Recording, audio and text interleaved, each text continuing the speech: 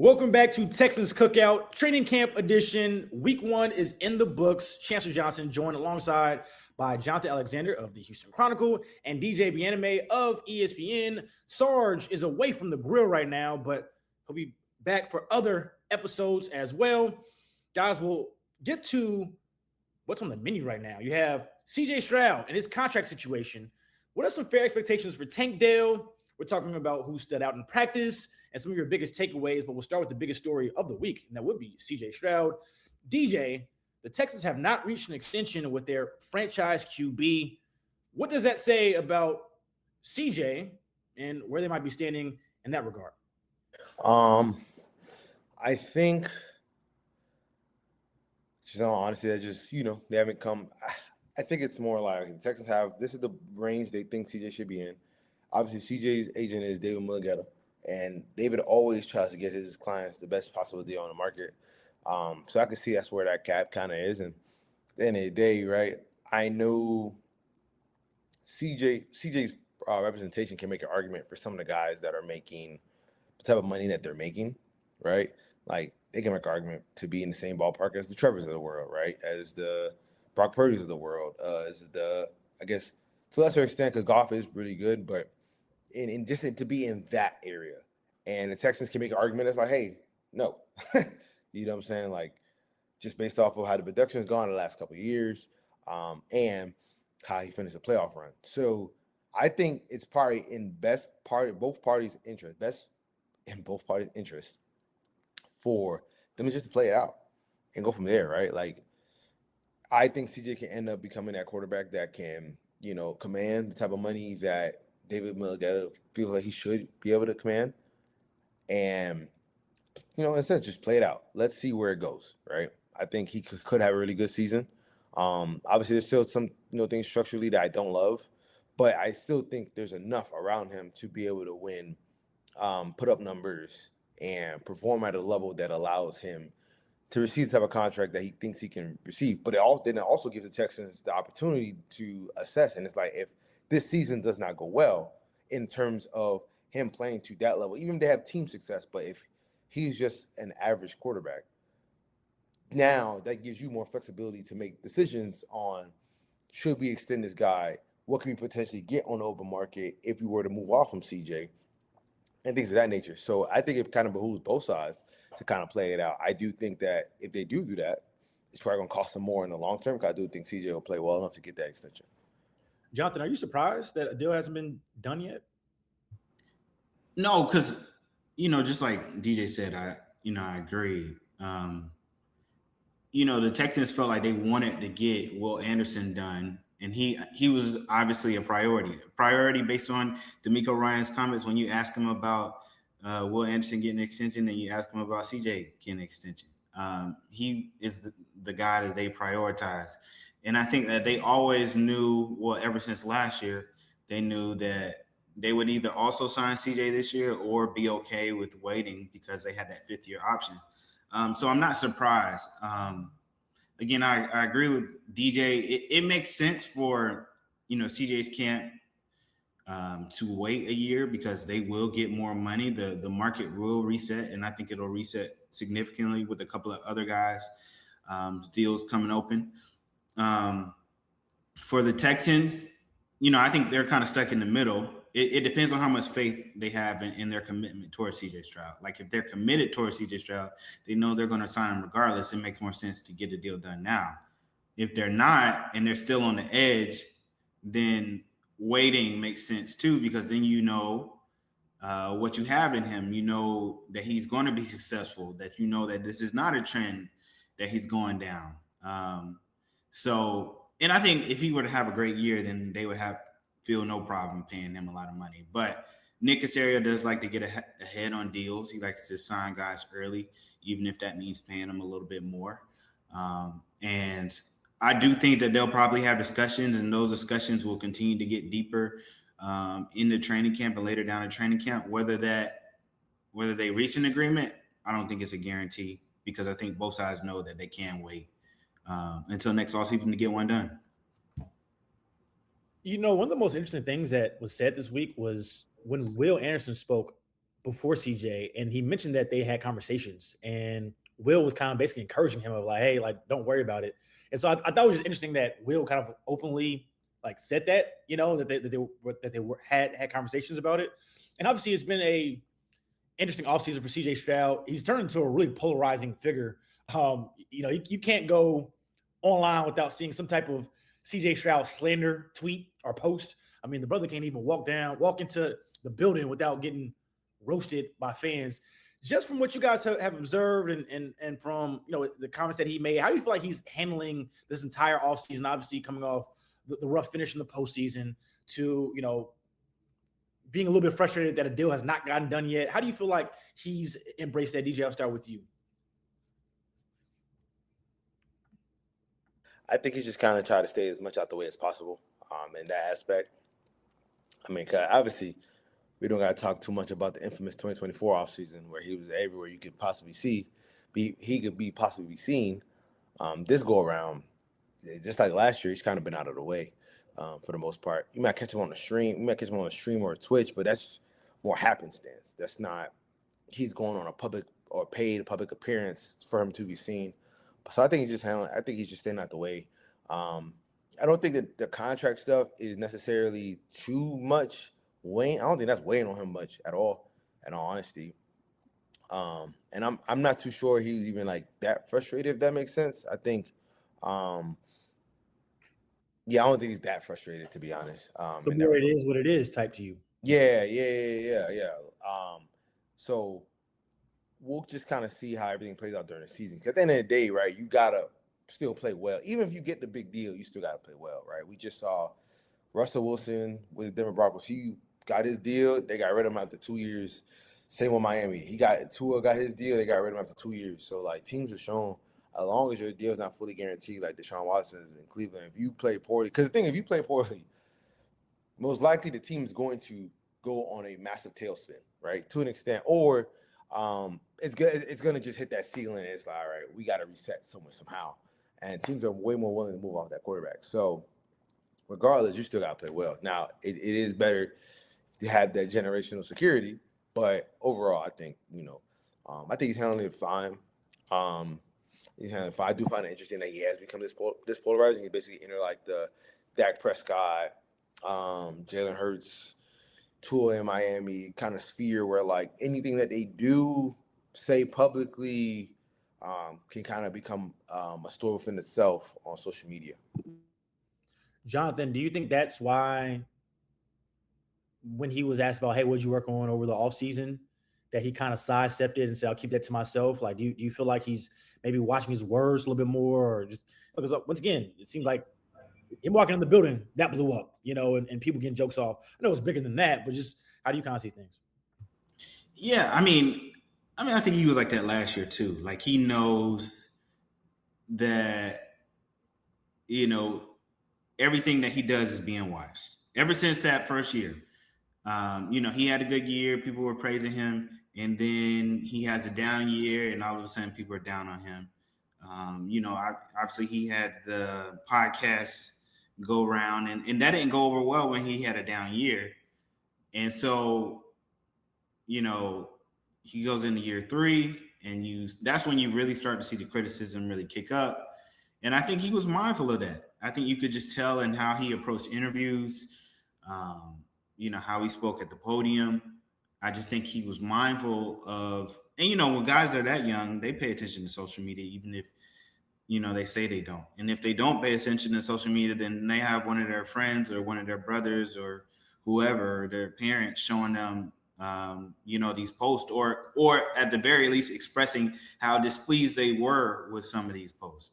So, I think he's mindful of that and trying not to say certain things that could be criticized. And, it appears that it's helped him from the outside looking in.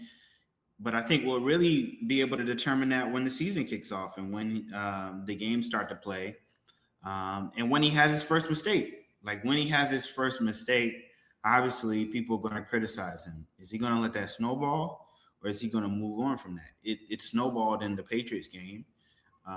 Previously, he hasn't allowed it to snowball. But I say that to say just we won't really know until the game starts.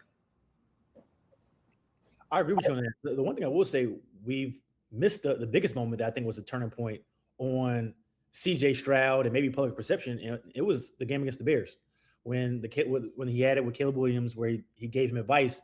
And then it seems like ever since then, anything that CJ Stroud has done, like that video still gets revisited every time CJ Stroud turns the ball over and Caleb Williams throws a touchdown or something like that. So I feel like that was, more so the turning point. But, I don't think from the conversations I've had with CJ, like he's a guy who necessarily pays attention to like all the stuff that's online. I don't think that he's like that much online, but at the same time, I know he's not oblivious to the fact. He's 24 years old, brother. It's not. He's No.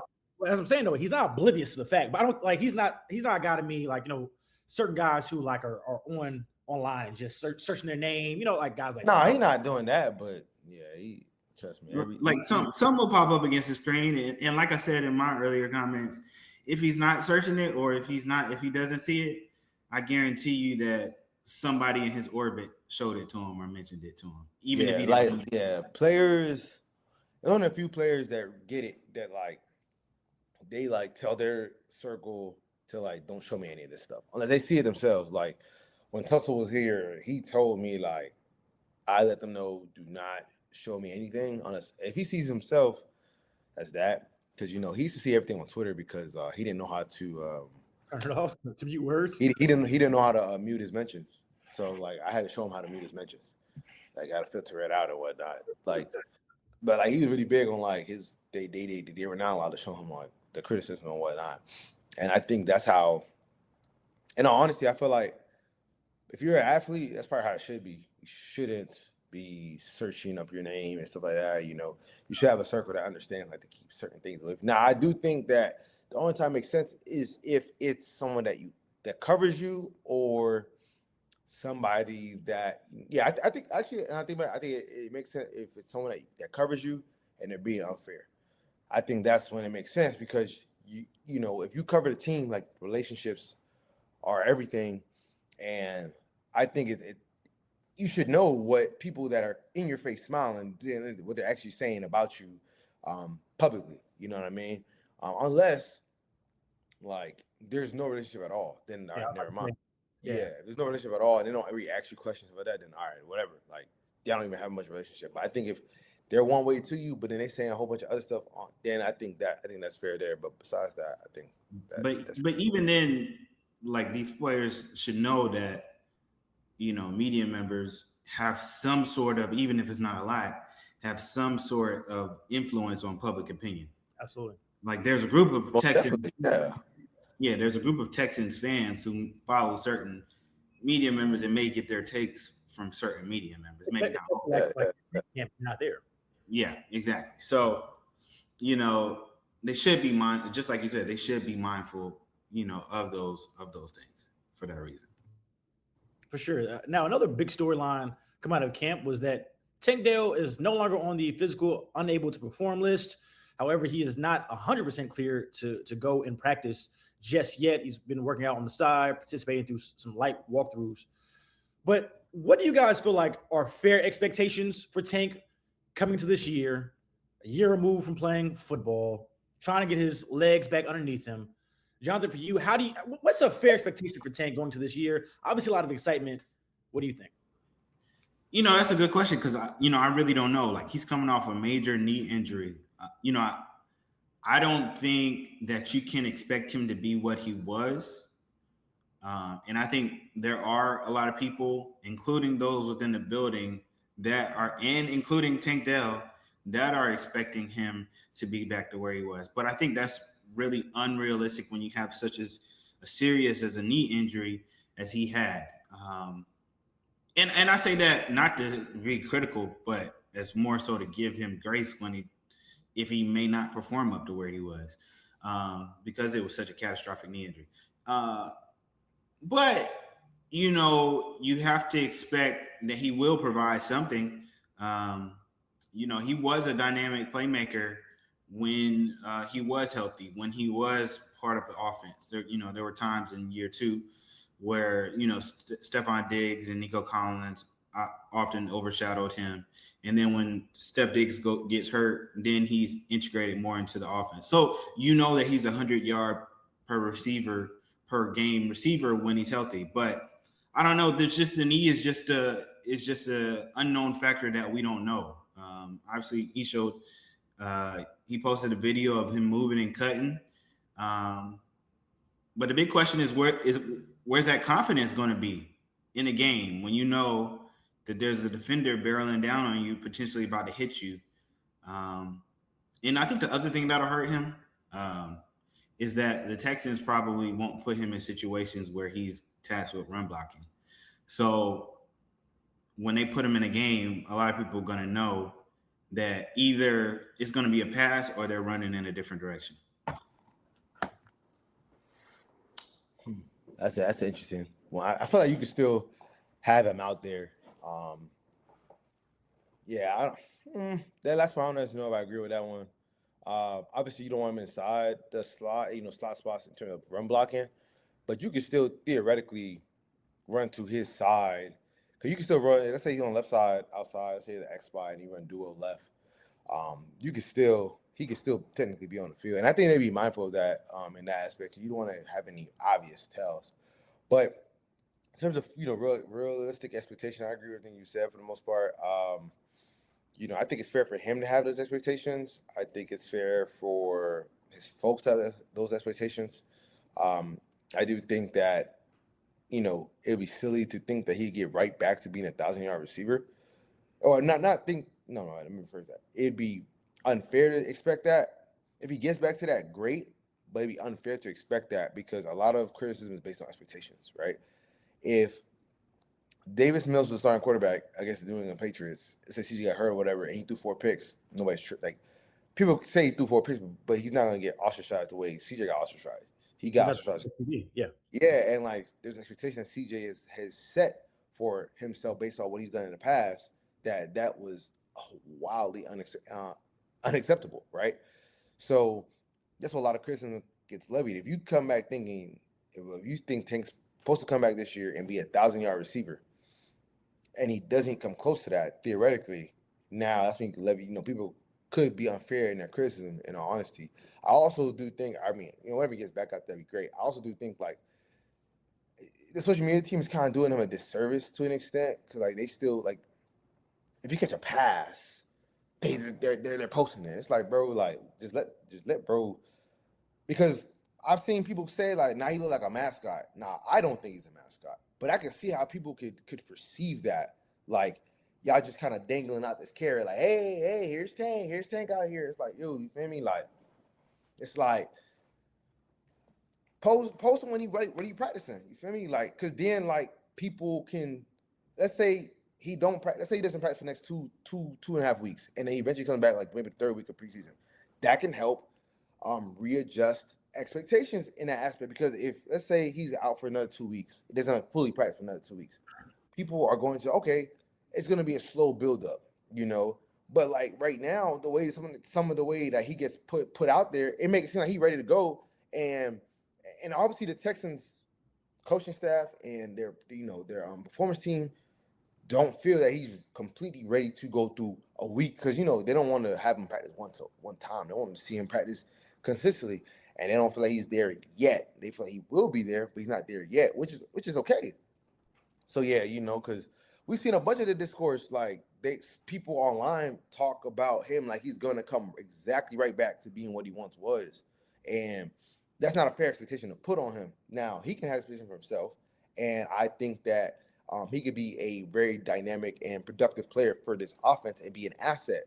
But to expect him off rip to go back to basically being 1,000-yard, basically being on 1,000-yard on pace receiver, that's not fair to put that on him in that aspect. And I think, like, we also, when you're consistently posting him, doing this, doing that, doing little things or whatever, that adds more pressure to, like, the staff to have to put him out there before maybe he's ready, or himself having to feel like he got to get there before he's ready. You know what I'm saying? So, it's little things that I kind of noticed where I don't think it's fair, because that adds to all the expectations, and that adds to all that, So those are just my overall thoughts on, what they expect from Tank Dell, how he's being perceived, how he's being put out there. That's just my opinion in that aspect.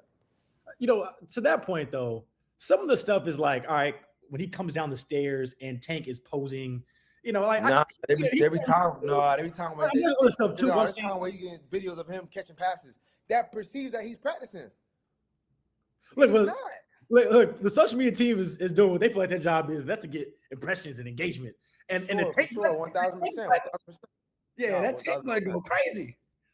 Nah, for sure, 1,000%. I'm just saying though, like, yes, this is my viewpoint. I'm gonna say what's on my chest. Jonathan, what you think? Nah, I do think, I never really thought about it that way, the way DJ is saying it. But, and I don't even know. Critically think, you feel me? I mean, I guess I never really went there or thought about that topic in particular. But at the same time, I don't know if it's really their fault. Like, I don't know. I ain't blaming anybody per se. I'm just saying, you feel me? Like, we can hold off just a little bit until he practicing. I know for him as a competitor, I know deep down that probably do annoy him a little bit. I haven't asked him. Knowing Tank probably. Knowing, like, we know Tank well enough.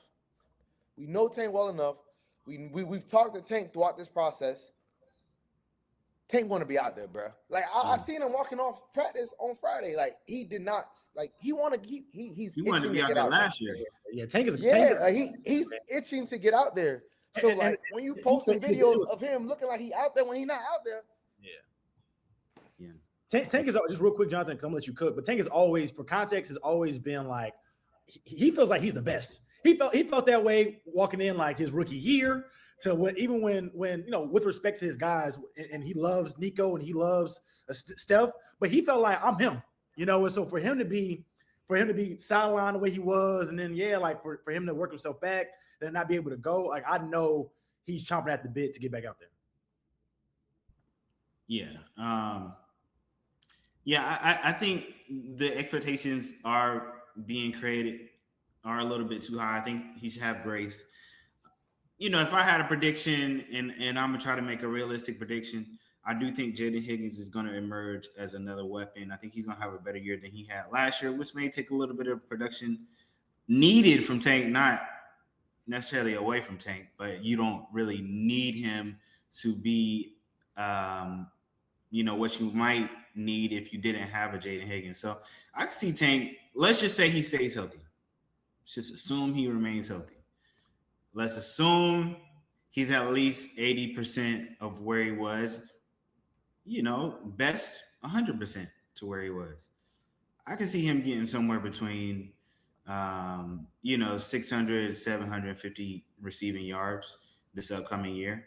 And if he gets any more than that, then damn, they hit the jackpot. If he gets any less than that, then I don't think people really should be upset, because you have to realize that he's coming off a significant injury that a lot of people might in their careers for. As we await for Tank to get back out there, through the first week of camp, DJ, what's been your biggest takeaway from what you've seen so far at practice? Want to be real? Nothing.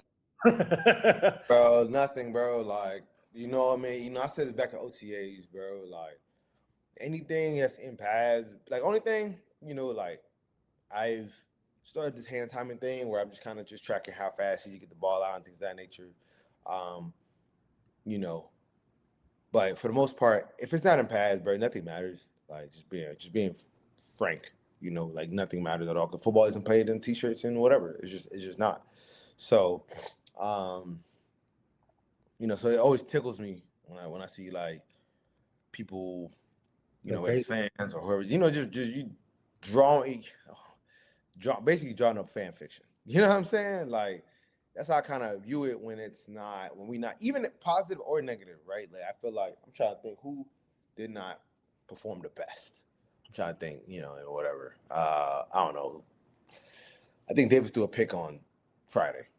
Like, that's not ideal, but, like, again, we're in shorts and t-shirts. So, like, you can only put so much into that, right? Like, Kalen Rutledge, him occasionally putting people on their back here and there. We don't have pads on, so, like, it's a little different in that aspect.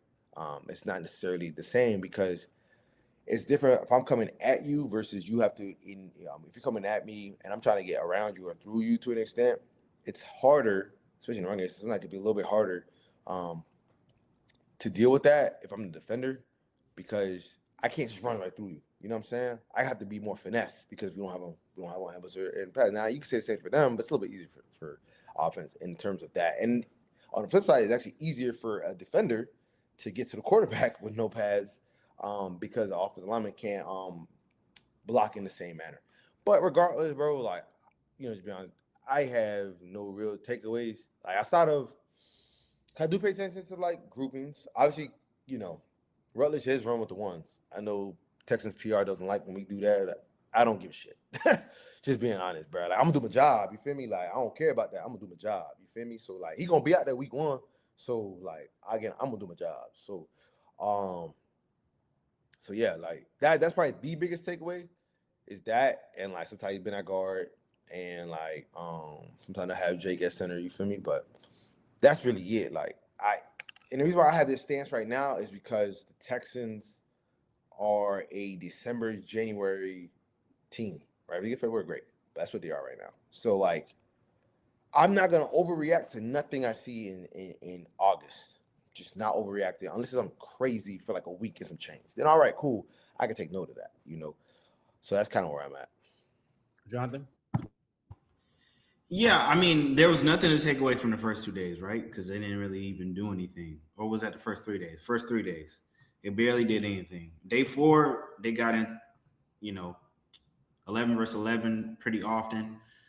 I think the takeaway from there is, oftentimes, especially the last 2 seasons, the defense and D'Amico Ryans, he tried to spin it, previous years by saying the offense won some and defense won some. We didn't see none of that the last 2 years. But I thought this last practice, which it wasn't without pads, so we got to wait till the pads, but I thought it was fairly even. Like, what you don't want to see, especially early in training camp, is you don't want to see the defense dominating the offense, because that just means that, number one, either your defense is going to be elite or your offense is going to be bad. And, I say that it's, at least you could say that the offense wasn't where it was. So maybe they are going to take a step this year. Now, you definitely want to see it consistently when the pads come on over the next few weeks. The next few weeks are going to be the big tell. But, I say that to say there's a glimmer of hope for the offense that they can take a step, because they do look ahead of where they were last year. And perhaps that's a credit to getting a running game. Perhaps that's a credit to Nick Caserio finally focusing on guard in free agency. And perhaps that's a credit to this being Nick Caley's second year. And perhaps that's a credit to C.A. Stroud being motivated after having a bad game. So I think that's my only takeaway, but we'll see more takeaways in the coming weeks. If there is one guy in particular that you're excited to see the most with the pass on, Jonathan, who would that be? It's easily Keelan Rutledge for me, because they signed him with the thought that he'd be a difference maker on the offensive line, and he's already shown that he's a mean guy. Now, can he pass block? We know he can run block. Can he pass block? How's he going to adjust to a new position in center if that's where he's playing, which it appears so. It appears that's where it's trending.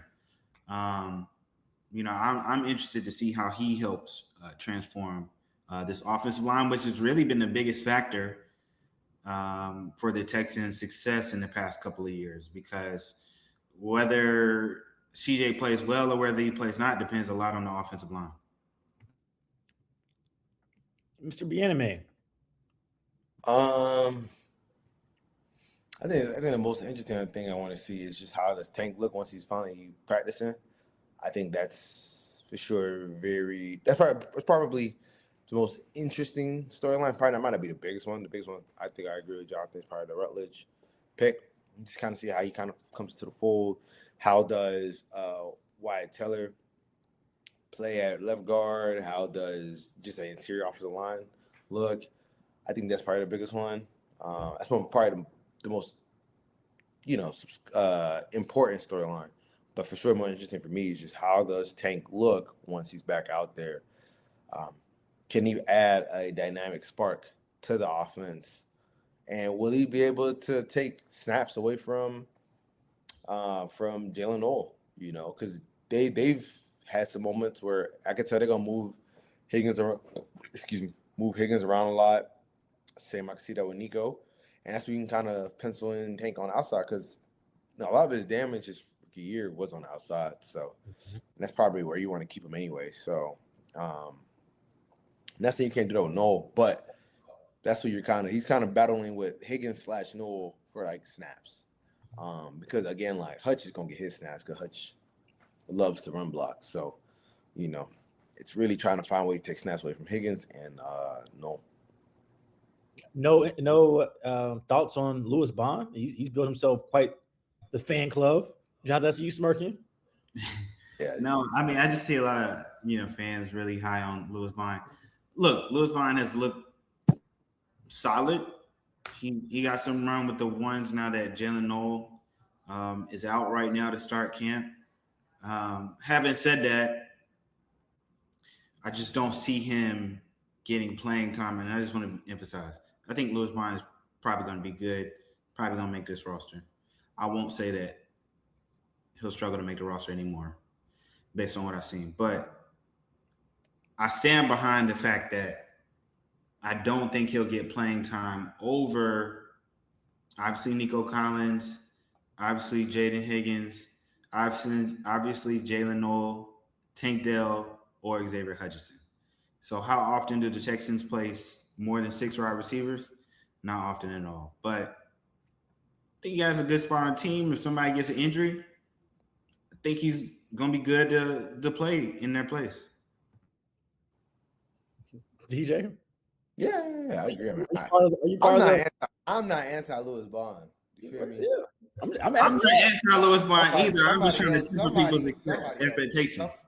Somebody love to push back on the Lewis Bond fan club. You feel me? Me, I'm a neutral observer. You feel me? I see what I see, and that's that. You feel me? I even wrote about him in my one of my ESPN things.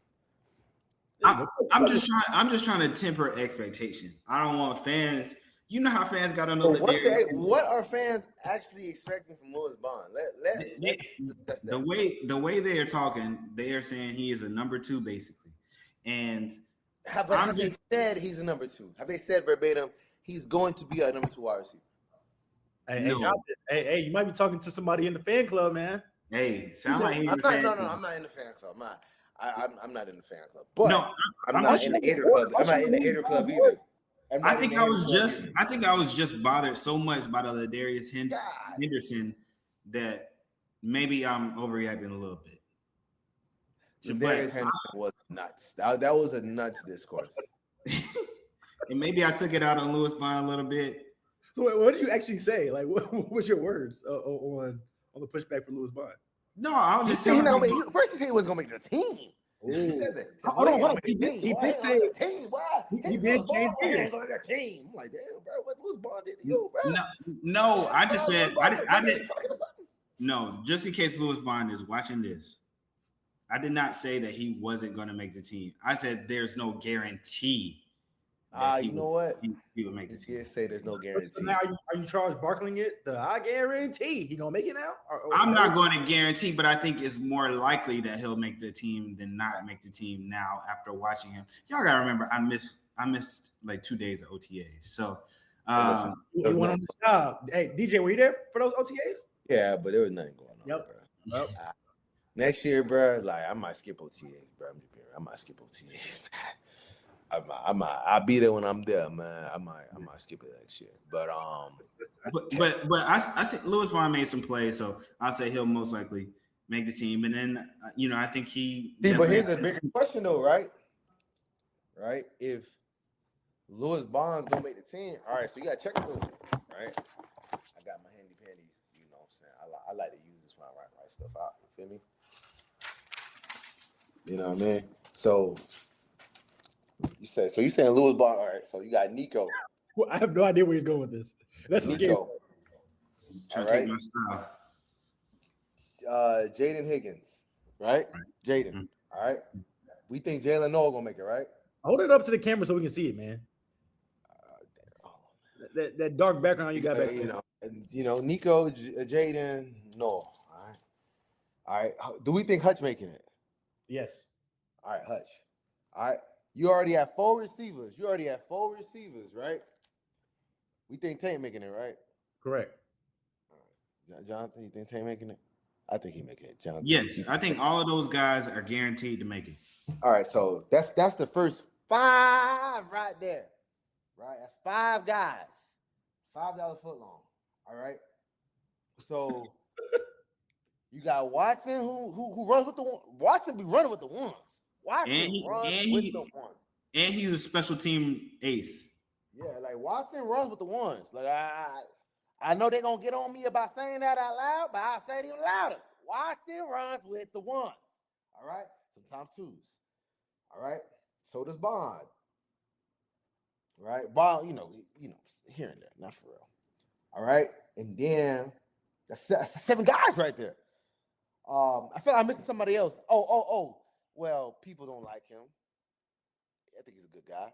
Jared Wayne, you know what I'm saying? But, they could probably stash him. All right. So, theoretically, that's 7 guys that got to fit in one room. 7 guys that got to fit in one room. So, it's really between Watson and Bond.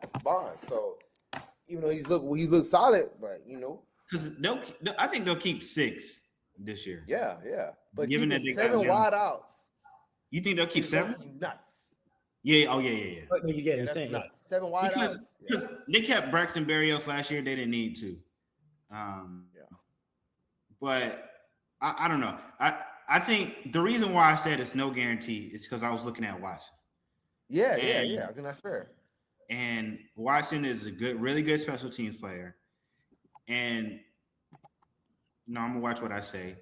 But they have some faith in him offensively.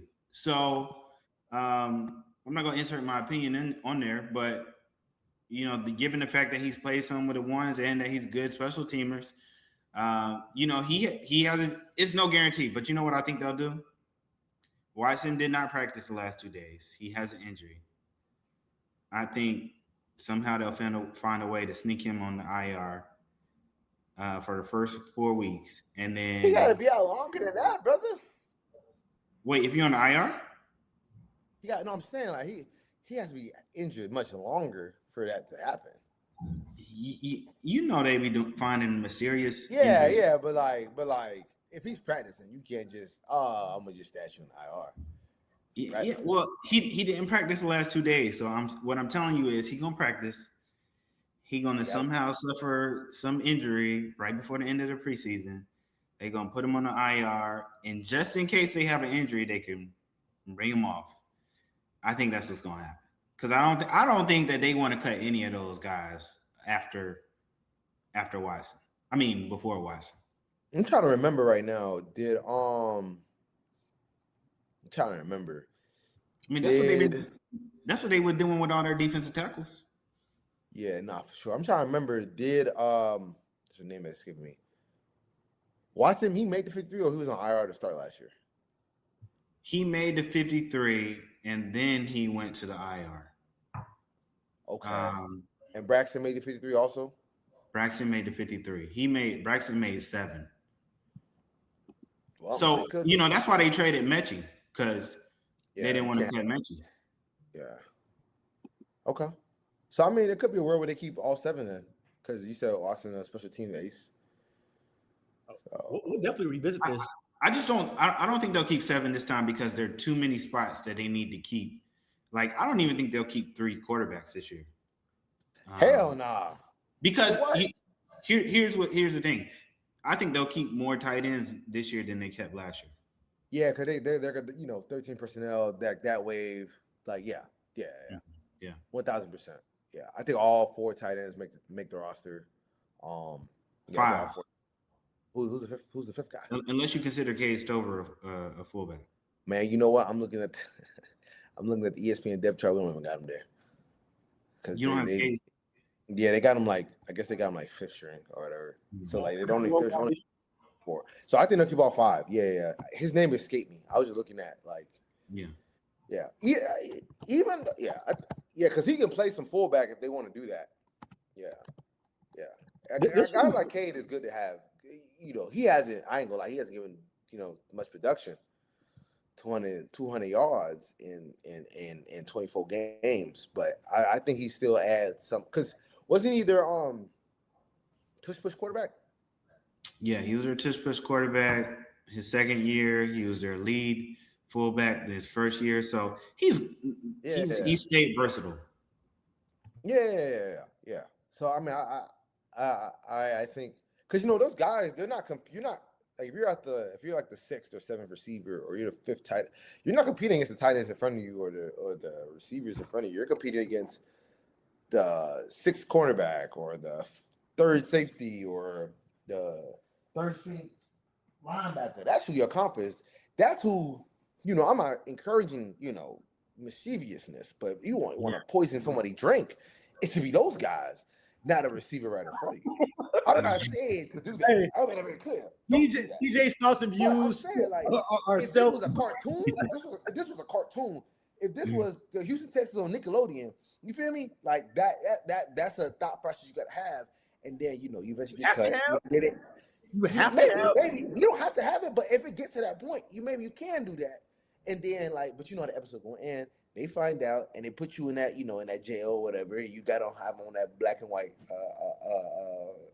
outfit, and that's the end of the episode. And the guy gets better, and he probably balls out. So this is.